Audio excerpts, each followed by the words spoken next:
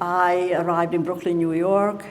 I was 16 by now, and members of the family that I did have, aunts and cousins, they insisted that I go back to school right away because every time after the war, everybody was telling me, you're a child, you must go to school. In Auschwitz, mentioning that I was a child would have been the end of me, but suddenly I was a child. But at 16 and all that I went through, I didn't feel much like a child at all. And yet they put me into a huge high school in Brooklyn, New York.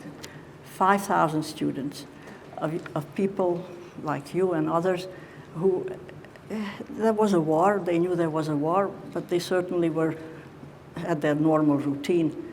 And I didn't speak English, and I just wandered around the halls. I was in and out of classrooms. Nobody cared. Nobody knew if I was there. I was knocking around, and somehow I got a grip of myself, and somehow I graduated high school. But it was very difficult because I was not normal.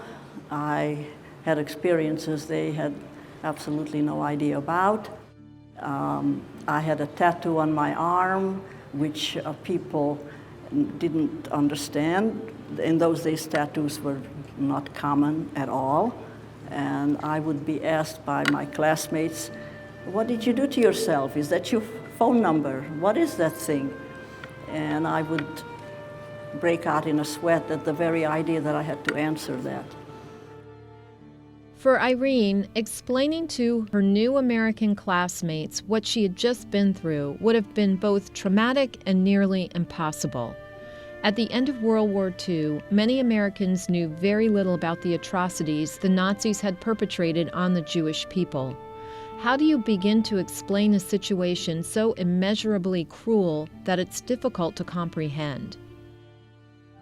Having seen how cunning propaganda and teaching of hate can make people believe that genocide is possible and even a patriotic duty, that killing a civilian population, including their children, is necessary. And having witnessed how the best creative minds in the fields of art and medicine and law and business and religion were enthusiastically enlisted in such a fiendish cause, under the banner of nationalism, it is really very difficult to continue to have much faith in mankind.